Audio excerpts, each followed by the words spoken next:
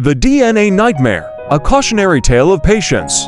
In a quiet neighborhood in Snake Island, a retired university don named Professor Dan Moses found himself engulfed in a gripping drama. Anxiously in his living room, a look of distress on his face.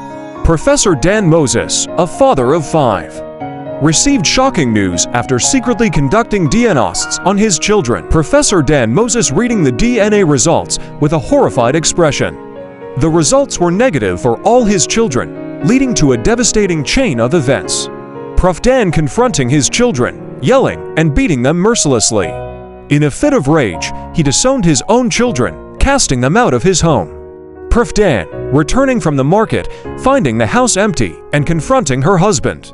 Tragedy struck when Professor Dan Moses, consumed by rage, confronted his wife in a moment of madness. Neighbors rushing to the scene, restraining Professor Dan as his wife is taken away in an ambulance. But in a shocking twist, a phone call from the hospital revealed a grave error. Professor Dan in the police station, his face etched with disbelief as he learns the truth about the DNA results. The DNA results were mistakenly switched, and all his children were indeed his own. Professor Dan Moses collapsing in tears as the reality of his actions sinks in. But the nightmare didn't end there.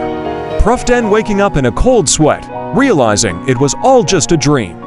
In the end, Prof Dan learns a valuable lesson about the importance of patience and not acting impulsively. Professor Dan Moses reflecting on his experience with a newfound sense of gratitude and patience. Remember, patience is key, especially when faced with life's challenges.